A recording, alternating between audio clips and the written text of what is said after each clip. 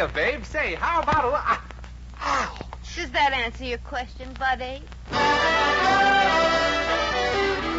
The Adventures of Maisie, starring Ann Sothern. You all remember Metro-Goldwyn-Mayer's famous Maisie pictures. In just a moment, you'll hear Maisie in radio, starring the same glamorous star you all went to see and loved on the screen, Ann Sothern. But first, your announcer.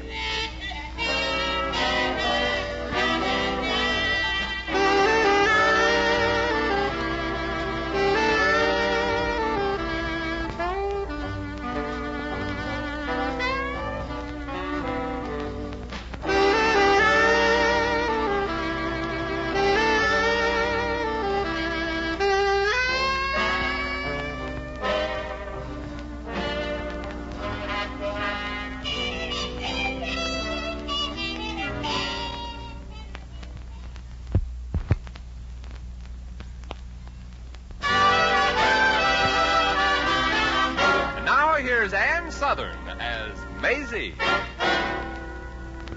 Yep, I'm Maisie, like the fella said, Maisie Revere, from Brooklyn. High dramatic Maisie, you might call me. Ever since I can remember, I've been shifting for myself. Originally, I'm from show business, but the last vehicle I was in closed after 5 performances. So I had to do something to live, and as luck would have it, I came across an ad in the paper that said, secretary wanted to assist author, little knowledge of typing and shorthand required. So I applied for the job. After all, I couldn't think of anybody who had a littler knowledge of typing and shorthand than me. Anyway, the professor agreed to try me out, and gosh, I'm so nervous. Today's my first day on the job, and I just gotta make good. Miss Revere! Miss Revere! Come, we have some dictating to do. Well, just a minute, Professor Elliot. I'm in the kitchen here washing your dishes. Well, you've been in there an hour, Miss Revere. Aren't you finished washing those dishes yet? No, but I'm up to last Thursday's breakfast, I think. Never mind that for now, Miss Revere. We have a chapter on atrophication due to atomic radiation to dictate this morning. Do come out of the kitchen, please. But Professor... I insist. Drop what you're doing at once. Okay. Miss Revere, what was that? I dropped what I was doing. Oh, well, you needn't have taken me so literally. Now, you ready to take some dictation? Yes, as soon as I... Atrophication due to atomic radiation. Recent tests at Kwajalein and other Pacific islands have proved that humans and animals exposed to atomic bombings on microscopic examination have displayed unmistakable evidence of atrophy of the... Any question, Mr. Revere? Well, just one, Professor. Yes, what is it? Do you have a pencil? A pencil? Well, it makes taking dictation much simpler, you know. Yes, so the rumor goes. Yes. Secretaries oft-times bring pencils with them, Miss Revere. I know, but gosh, I was so excited about this job, and when you're excited, you can't remember everything, you know. How true. Well, here's a pencil, Miss Revere. Thank you. You ready now? Shoot. Don't tempt me. Now take this down. Atrophication due to atomic radiation. Recent tests at Kwajalein and other Pacific islands have proved that humans and animals exposed to atomic bombings on microscopic examination have displayed unmistakable evidence of atrophy of the limbs. Got that, Miss Revere? Well, all except one thing, Professor. Oh, what's that? What came after atrophication? Due to... Is that all you got, Miss Revere? Just the first word? Well, it was a big one, and by the time I got through writing Miss it out... Miss Revere, you're supposed to be a secretary. Can't you write shorthand? Well, of course. Good. Now, let's start from the beginning. Shorthand takes me longer. It does, eh? Well, beggars can't be choosers, I guess. How true. Take this down in longhand. I'll want 2 copies. Oh, yes, Professor. And the typewriter's over there. Mm. Now, let us continue. Atrophication due to atomic radiation. Have you got that, Miss Revere? Yes. Atrophication due to atomic radiation. Now, wait, I'll get another sheet of paper. Atrophication due to... Miss Revere, exactly what are you writing on the second sheet? Well, the same thing as on the first. You said you wanted 2 copies. Typewritten copies, Miss Revere. Typewritten. Oh. Now, wait a moment. You can type, can't you? I think I'll go in and clean up those broken dishes now. They might bring ants, don't you think? Miss Revere, Without a knowledge of shorthand and typing, how did you expect to hold a position as a secretary? Well, you're going to hate me when I tell you this, Professor. Probably. But I didn't think there was any hurry about getting down what you dictate. According to the mail on your desk, the publishers don't seem to be in a hurry to publish your books. They're fools, Miss Revere. Blind, unseeing fools. All they're interested in is cheap trash to feed love-starved souls. Well, there are an awful lot of love-starved souls, Professor. That trash you're talking about brings a little sunshine into their lives. I'm trying to bring light into their lives, too, Miss Revere. Make them see that unless civilization takes time out to examine the direction it's taking, there might soon not be a civilization to examine. Oh, sometimes I think maybe I'm insane trying to aid humanity. Sometimes I think it isn't worth saving. Oh, but it is, Professor. And you mean you're trying to make this world a better place to live in? Miss Revere, you were never a soldier, were you? No. I don't think I could pass the physical. Miss Revere, please, I'm serious. I was in the war. The war to end wars, the greatest war in the history of mankind. A very expensive war. $500 billion it cost. Gosh, that much. Yes. That's an awful lot of money, Professor. We complain about the high cost of living instead of the high cost of dying. It doesn't make much sense, does it? No, it doesn't. You mean if we took that $500 billion and spent it on people instead of guns? There'd be no reason for wars, nothing to fight about. Gee, that's wonderful. Well, I hope the publisher I sent the first few chapters to thinks so, Maisie. Oh, come in. Good morning, Professor. I got some mail here for you. Oh, thank you, Harry. Okay. Miss Revere, this is Harry, the elevator boy. Harry, Miss Revere. Hello, Harry. I thank you. That big envelope is from a publisher, Professor. Good news, I hope, at last. Not good, huh? He's returning my manuscript. Oh, gosh, Professor, that's too bad. I had hoped that this one would sell. Manager's been getting mighty anxious about the rent, you know. Well, tell him he'll get his money as soon as the professor's book is sold. What's it called, Professor? Maisie, I'm calling it off. You are? See, that's sort of a short title for a book. Don't you think so, Harry? Oh, yeah, and it's easy to remember, too. Off by Professor Hillary Elliot. I mean, I'm not going ahead with the book. I'm through with writing. Finished. Over. Oh, but you can't do that, Professor. Oh, Professor, you can't just chuck it now. Oh, but I am. I'm going to make money. You hear me? Lots of it. And live in a decent place, not like this upholstered dust bowl. But, Professor, success ain't measured by how much you got. It's what you got to give. Well put, Miss Revere. Well put. I thought so. Yeah, but unfortunately, success nowadays is gauged in terms of intrinsic values. Yeah, the professor is right, I think. I mean in terms of worldly goods. Ha! What's so funny?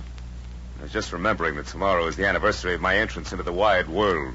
10 years ago, I graduated from college. And my classmates chose me as the man most likely to succeed. Well. Yes. Harry, tell the manager I'll pay him somehow. I'm leaving tonight. Tonight? Tonight? Well, what's the hurry? Can't you start starving to death next year? No, I go tonight. Because tomorrow night I'm invited to an alumni dinner. Oh. You don't like alumni. They don't taste good, maybe, huh? Oh, they're delicious. But at that dinner, one person will be named top man of his class. That means the one who has accomplished the most since graduation.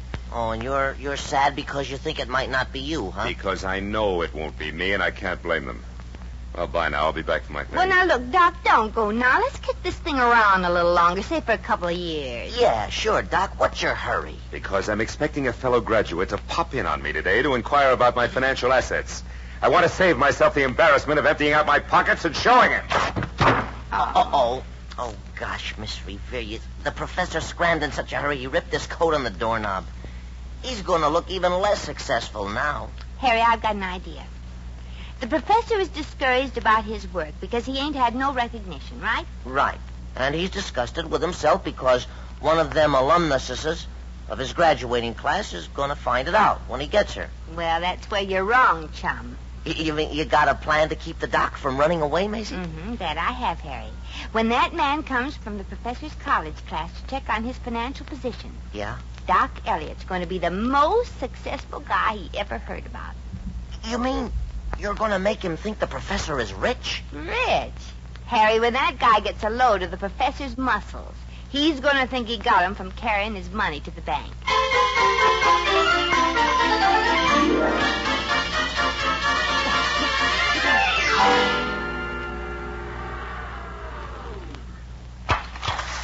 Here you are, sir. Fourth floor. Thank you, son. What's the number of Professor Elliot's apartment, please? 401, right across the hall, sir. Say, pardon me, you must be the one Maisie's expecting. Maisie? Yes, sir, Maisie Revere, the professor's secretary. She said to show you right into the joint when you arrive. This way, please. Mm-hmm. Look, son, I don't know who this Maisie person is expecting, but I am from the Treasury Department. Huh? And I'm here to check on Professor Elliot's last tax report. Oh, you're not from the college? I mean that aluminum stuff? No, just that gold and silver stuff. Gold?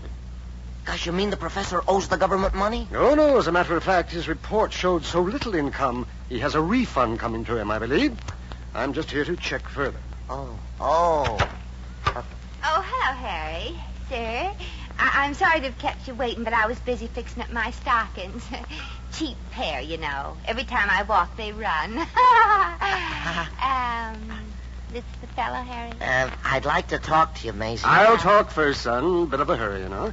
Miss Revere, my name is Hinchley. I'm here to ask a few questions about Professor Elliot's income. Oh, I'm glad. Come in, Mr. Hinchley. I've got plenty to tell you. Thank you. But, Maisie, this man is here about money. He wants... The professor to contribute something for charity. But I'm sorry, Mr. Hinchley. I don't think the professor can. Oh, boy, that was close. Well, you see, Mr. Hinchley, the professor has to stop sometime. Last year, he gave $1 million to charity. Oh, my goodness. Professor Elliot gave $1 million to charity? Maisie, you're making a mistake. Oh, yes, how silly of me. He didn't give $1 million at all. No. No, it was $2 million. Oh. Harry, Mr. Hinchley knows how many O's in $2 million. Miss Revere, what you tell me is rather difficult to believe. Yeah, ain't it? I mean, don't judge Professor Elliot's wealth by this scrubby apartment. All billionaires are eccentric, you know. Billionaires? Why I said what you tell me is hard to believe, Miss Revere, is because we understood Professor Elliot's income for last year to have been only $2,000. Oh, it was? Yeah. $2,000 a day. Oh, fine. You see, he doesn't pay taxes to the government. He just calls them up every year and asks them how much they need. Maisie, the professor ain't gonna like this. I know, but he's very modest about being filthy rich. But I think people should know how successful he is. Don't you, Mr. Hinchley? Oh, yes, indeed. Miss Revere, there's one other person I'd like you to tell about Elliot's fabulous income. My superior. Oh, you mean the head of the investigating committee? Yes, you might call him that. And Mr. Jones. Uh-huh. He'll be around to check further on Diamond Jim's enormous wealth. Now, goodbye now, and thank you. Oh, thank you, Mr. Hinchley, and I hope you'll recommend that the professor gets everything he deserves. I think you can count on that, Miss Revere. Please. Well, good day. Harry, what did he mean by that last remark? That's sort of obvious, ain't it? Oh, you sure fixed the professor up good. You mean you think they'll choose him? From now on, he'll be a somebody, a name? No, a number. Harry, I don't get it. Maisie, I've been standing here trying to tell you all along that Hinchley ain't from the college aluminum committee. He's from the income tax department. Income tax? Sure. Oh, my gosh. And he believes all those lies about the professor's income. Yeah, he was here to refund dough on last year's tax. Now they'll probably send him to jail for defrauding the government with a false tax return. Oh, Harry, I got the prof into this mess. Now I'm going to get him out of it. How? Well, there's only one way to do it. One way? What's that? You got any ideas?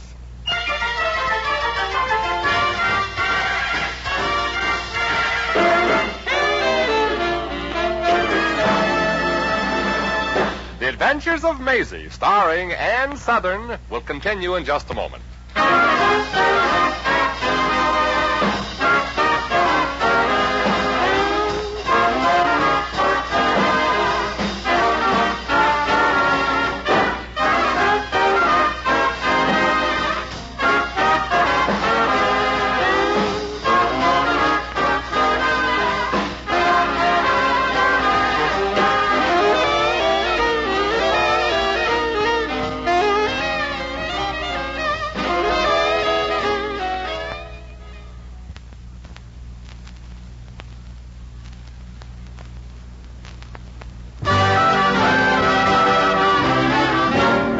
Back to Maisie.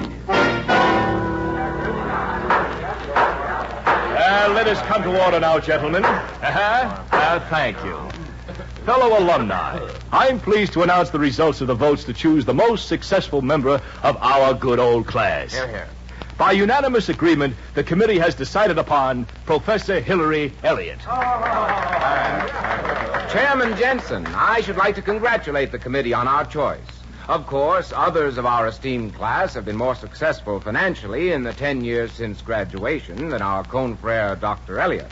But after all, there must be something more important than money.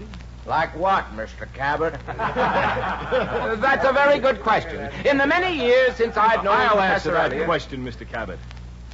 Humanity is more important than money, brother graduate. Here, here. And Dr. Elliot deserves the honor of being selected the most successful graduate of our class because of the many great works he has written to make this world a better place in which to live. Mr. Cabot. Yes, Mr. Chairman? I now appoint you as a committee of one to call upon Professor Elliot and we'll check on his financial status. Financial status? Mm-hmm. But I thought money wasn't important. True. But before we bestow this great honor on Dr. Elliot, we must ascertain whether he is, that he isn't, Make sure that he ain't no bum. Yes. We must make sure that the good doctor has some source of revenue. Very well, Chairman Jensen. I'll check on Elliot and report back to the committee later in the day. Here, here.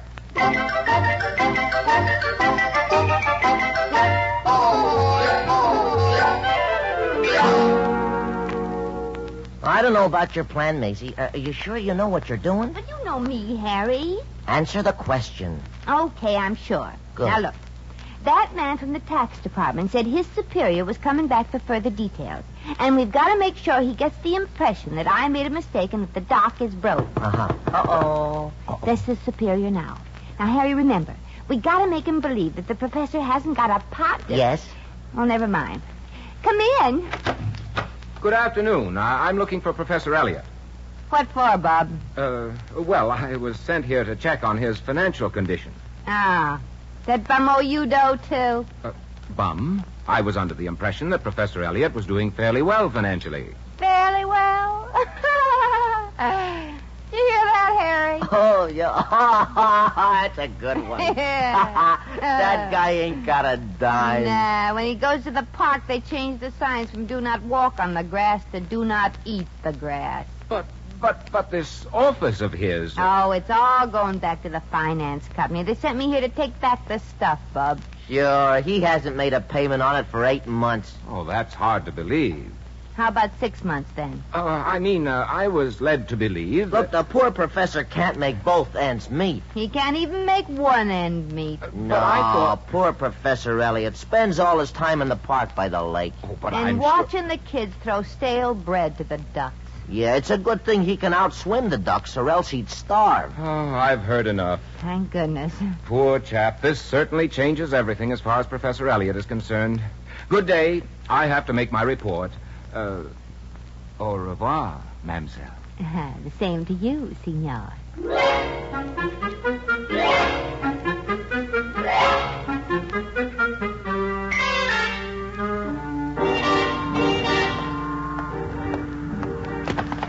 Oh, I'm terribly. Pardon me, sir. I didn't see you coming.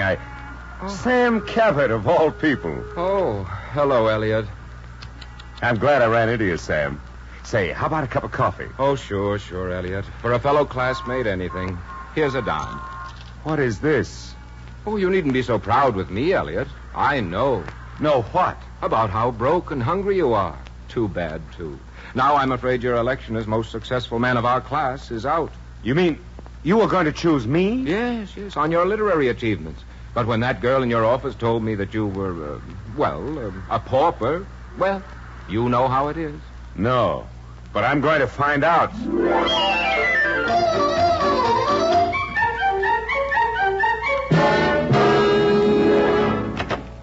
Oh, hello, Professor. What's the matter? You look like you just lost your best friend. No, Miss Revere, but you're close. I only lost the honor of being elected the most successful man of my class. Miss Revere, why did you do it? Do what? My dear young lady, I wasn't born yesterday. Well, of course not. You couldn't have grown so much in one day. Why did you tell that man that I was a pauper? Oh, you mean the investigator? Yes, for the Alumni Award Committee. Alumni Award Committee? Oh, gosh.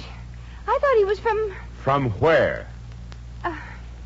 I refused to answer that until I talked to my lawyer. Miss Revere, I'm expecting an answer. What is this all about? I'm afraid to tell you, Professor. But I will when you're alone. I'm alone now. No, you're not. I'm with you.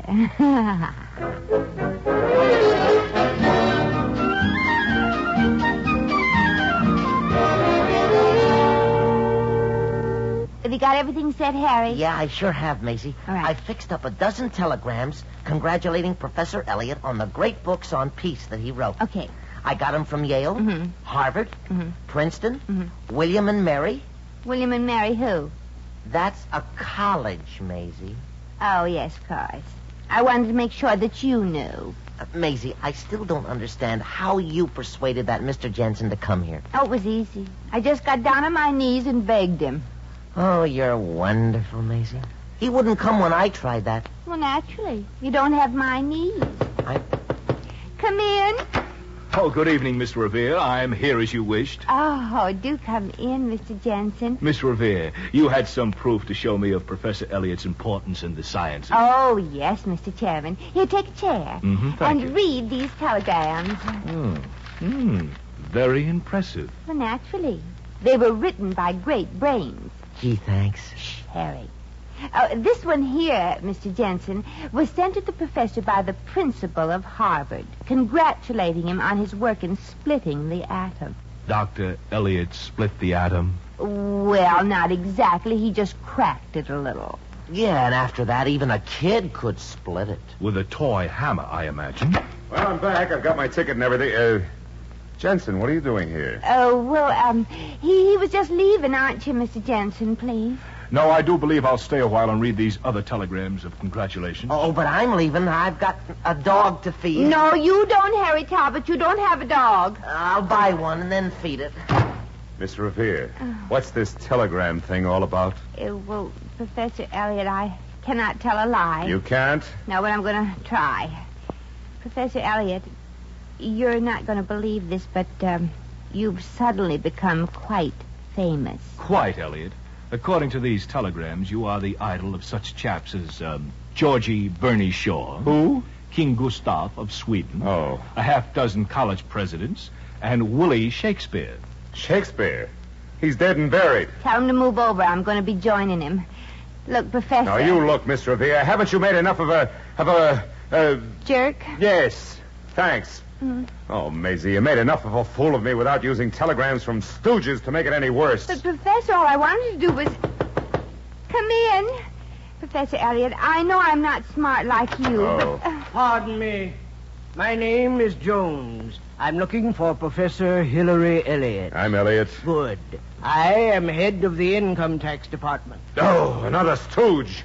Maisie, tell him the game is over. I don't want to play. Well, look, Doc, I have a confession The to doc make. has the confession when he intends to pay the $1 million he owes for last year's income tax. Well, Elliot, this is interesting. $1 million tax. Oh, that's silly. I don't owe $1 million. No. No, I owe $2 million. Or is it 3? Let's not be pikers. Professor, shut up, will you? Visiting days are only once a week. Now, look, Mr. Jones, you can drop your masquerade right now. You'd better come with me, Professor Elliot. J. Edgar Hoover wants to meet you. Go away, funny man, before I lose my temper. Professor, will you listen to me? No! Elliot, for the last time, come along. I wouldn't want to use force. Why not? I'm in the mood for it. Well, you Keep away asked from me, for it. stooge. I'm warning you. Professor! Oh! Miss Revere. I couldn't help it. She got in the way. Maisie. Maisie, are you all right? Speak to me. Say something. Elliot, this wouldn't have happened if you hadn't lost your temper. I checked on this whole farce this afternoon. Miss Revere was merely trying to rectify the false impression she gave to the tax department. What false impression? Well, Mr. Jones, Professor Elliot neither earned a fortune last year, as you were led to believe, nor is he the pauper our alumni committee thought he was. Gosh.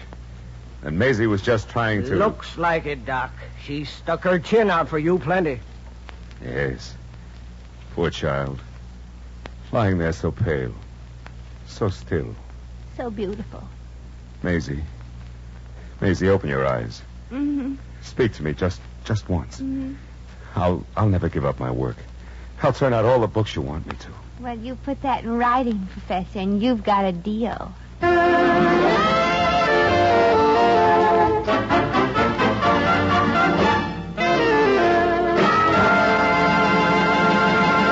In just a moment, we shall return to the Adventures of Maisie.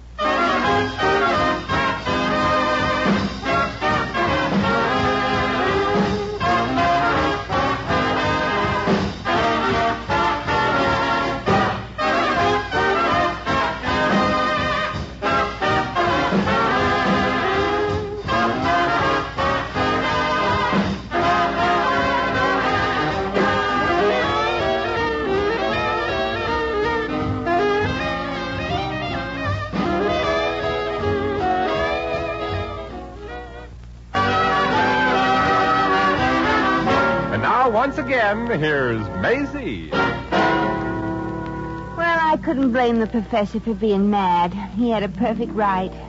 Gosh, my chin feels sore. That tax man had a perfect right, too. Well, it was worth it, though.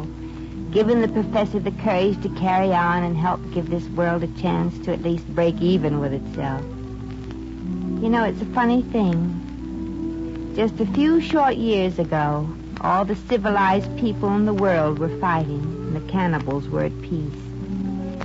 Makes you think a little, don't it? Well, I gotta get back to my room. I got some unfinished worrying to do.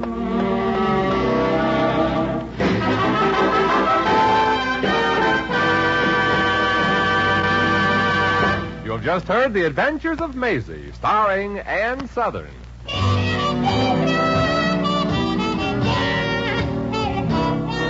Maisie was written by Arthur Phillips. Original music was composed and conducted by Harry Zimmerman. Supporting cast included Gerald Moore, Howard McNear, Peter Leeds, Donald Wood, Junius Matthews, and Sidney Miller. Jack McCoy speaking.